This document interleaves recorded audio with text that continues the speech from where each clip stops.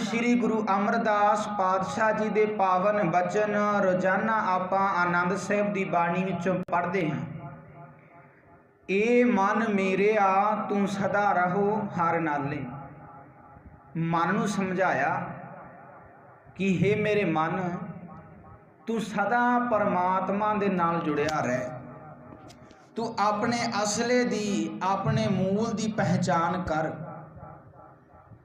ते जदों आपां गौड़ी राग दे अंदरों गुरु अर्जन साहिब पातशाह जी दे पावन बचन पढ़ते हैं, गुरु अर्जन साहिब पातशाह जी ने समझाया कि जो मनुख अपने असले दी अपने मूल दी पहचान नहीं करते, उन्हां मनुखां दा जीवन किस तरह दा हुंदा है, उन्हां मनुखां दे जीवन दे अंदर की गिरावट आउंदी है, हाल की बन जाता है जीवन दा।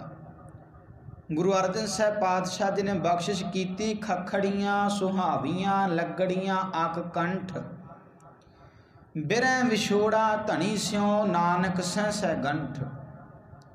अक दियाँ ककड़ियाँ उदों तक सोहणियां लगदियां ने जदों तक अक दे नाल उन्हां टाहणियां दे नाल जुड़ियां होईयां ने, टाहणियां दे नाल लगियां होईयां ने, उदों तक सोहणियां लगदियां ने।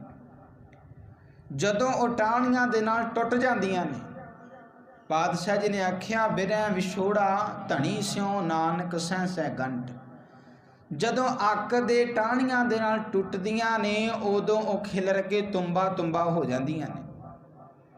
ते इसे तरह गुरु अर्जन साहिब पातशाह जी ने आख्या जदों तक मनुख अकाल पुरख परमात्मा दे नाल जुड़िया है, अकाल पुरख की सिफत सलाह करता है, उदों तक जीवन बहुत सोहना है, जीवन सलाहण योग है। पर जदों ये अपने मूल तो टुटेगा, इसदा विछोड़ा अकाल पुरख परमात्मा दे नाल पवेगा, कर्म माड़े होण करके तां पातशाह जी ने आख्या है इहदा जीवन भी उस खखड़ी वांग खिलर के तुंबा तुंबा हो जाएगा। मूल नाल जुड़िया रहेगा तां जीवन सोहना है, जेकर मूल दे नाल टुटेगा तां इसदा जीवन भी उस खखड़ी वांग बिखर जाएगा, खुआर हो जाएगा। इसका जीवन हार बिसरत सदा खुआरी, फिर जीवन खुआर है, जीवन चढ़दी कला वाला नहीं हो सकता। हुण मूल की है साडा, जदों आपां पातशाह जी की पावन बाणी नूं पढ़ते हैं। गुरु अमरदास पातशाह जी ने आख्या मन तू जोत स्वरूप है अपना मूल पछाण। मन नूं समझाया कि हे मन, तू परमात्मा अकाल पुरख दी अंश है, अपने असले दे नाल सांझ बना, उस असले दी पहचान कर। मन हर जी तेरे नाल है, गुरमति रंग मान। अकाल पुरख परमात्मा हमेशा तेरे नाल है, अंग संग वसदा है। तू गुरु दी मत लैके अकाल पुरख परमात्मा दे मिलाप दा आनंद मान। ये आनंद मान ले गुरु दी मत प्राप्त करके। मूल पछाण है तां शाह जाना, मरण जीवन की सोझी हुई। जे तू अपने असले नाल सांझ बना लें तां अकाल पुरख परमात्मा दे नाल ते डूंगी सांझ पै जाएगी। असली दी पहचान कर लै, डूंगी सांझ अकाल पुरख दे नाल पै जाएगी। तां तैनूं समझ आवेगी कि आत्मक मौत की चीज़ है ते आत्मिक जिंदगी की चीज़ है। तां तैनूं समझ आवेगी जदों तू अपने असली दी पहचान करेगा। गुर प्रसादी एको जाने तां दूजा भाव ना होई। जे गुरु दी कृपा नाल एक नाल सांझ बना लवे ना, तां तेरे अंदर परमात्मा तो बिना कोई होर किसी दा प्यार पैदा नहीं हो सकता, किसी दा मोह परबल नहीं तेरे जीवन दे अंदर हो सकता।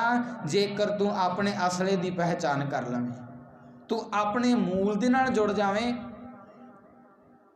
तां तेरे अंदर अकाल पुरख परमात्मा तो छुट किसी होर नाल सांझ नहीं पवेगी। एक दे नाल सांझ पै जावेगी, एक ओंकार दे नाल सांझ पै जावेगी। पातशाह जी ने बाणी दे विच आख्या जिहड़ा मनुख अपने मूल दे नाल जुड़ जाता है, गुरु अमरदास पातशाह जी के पावन बचन ने मारू राग के अंदर कि जेड़ा मनुख मूल दे नाल अपने असले दे नाल जुड़िया, जिन्हें पहचान की सुख ही उन्हें प्राप्त होया। एक मूल लगे उन्हें सुख पाया, डाली लागे तिन जन्म गवाया। कई ऐसे मनुख ने जगत के अंदर जो अकाल पुरख परमात्मा की याद के नाल हमेशा जुड़े रहते हैं, उहदी याद दे विच जीवन बतीत करते हैं। वो मनुख ही आत्मक आनंद माणते हैं। आत्मक आनंद उन्होंने मिलया है जिन्हों ने असल की पहचान की है, जेड़े जगत के रचनहार की याद में जुड़े हुए ने। डाली लागे तिन जन्म गवाया। पर जेड़े मायक पदार्थां विच ही लगे रहे, उन्होंने अपना जीवन गवा लिया। उन्हां दा जीवन व्यर्थ गया जेड़े डालियां दे नाल लगे। मूल धन श्री गुरु ग्रंथ साहिब महाराज जी की पावन बाणी है। असीं हजे डालियां दे नाल लगे हाँ, विकारां दे नाल लगे हाँ। असीं वहमां भरमां कर्म कांडां दे नाल जुड़ के बह गए। कि गुरु अमरदास पातशाह जी ने आख्या वो अपना जीवन गवा लेंदे ने, जेड़े डालियां दे नाल लगदे ने, जेड़े मूल दे नाल जुड़ जांदे ने, उन्हां नूं आत्मक आनंद प्राप्त हो जाता है। अमृत फल तिन जन को लागे, जो बोलना अमृत बातां है। आत्मिक जीवन देण वाले फल उन्हां नूं लगदे ने, किन्हां नूं? जेड़े असले दी पहचान करदे ने। जेड़े आत्मिक जीवन देण वाले अकाल पुरख परमात्मा की सिफतो सलाह दे बोल बोलते हैं, उन्हां नूं ही फल लगता है आत्मिक जीवन देण वाला, बाकियां नूं नहीं। जे डालियां दे नाल जुड़े रहे उन्हां नूं ये फल नहीं लगता। वार वार धन श्री गुरु ग्रंथ साहिब महाराज जी की पावन बाणी दे अंदर मूल दे नाल जुड़न की गल की कि सच नूं अपने जीवन का आधार बना लै। जेकर सच नूं अपने जीवन का आधार ना बनाया तो तेरा जीवन खुआर हो जाएगा। तेरा जीवन खखड़ियां दे वांग खिलर के तुम्बा तुम्बा हो जाएगा। जिस तरह एक पत्ता अपने मूल भाव दरखत दे नाल जुड़िया है, उदों तक हरा भरा है, लचक भी है जीवन के अंदर उहदे अंदर। पर जदों दरखत दे नाल टुटदा है, पीलापन भी आ जाता है, लचक भी गवा जाती है उहदे विचों। हनेरियां आउंदियां ने उड़ा के लै जांदियां ने, लोग जदों लंघदे ने वो पैरां दे विच कुचल के जांदे ने। ते यह हालात मनुख के जीवन का हुंदा है जदों अपने मूल दे नाल टुटदा है। हनेरियां आउंदियां ने, काम क्रोध लोह मोह हंकार दियां उड़ा के लै जांदियां ने। वहमां भरमां कर्म कांडां दियां हनेरियां आउंदियां ने। जिन्हें किसी ने कह दिता कि फलाना बाबा वाला करनी वाला है, उहदे कोलों धागा बनवा के लियाओ, जीवन के अंदर सुख आ जाता, बंदा उधर ही टुर पैंदा है। ये हवावां चलदियां ने, उड़ा के लै जांदियां ने। जीवन व्यर्थ हो जाता है जदों मनुख अपने मूल दे नाल टुट जाता है। अपने जीवन के अंदर अपने असले की अपने मूल की पहचान होनी बहुत जरूरी है। जेकर अपने असले की पहचान ना की तो बंदे नूं बंदा क्या ही नहीं जा सकता। मनुख पशुआं वाला जीवन बतीत करता है जेकर असले की पहचान नहीं हैगी, जेकर अपने मूल दे नाल नहीं जुड़िया। तां ही पातशाह जी ने वार वार बाणी दे अंदर मूल दे नाल जुड़न की गल कीती है कि भलिया जेकर तू अपने मूल दे नाल जुड़ जाएगा तेनों आत्मिक आनंद प्राप्त हो जाएगा।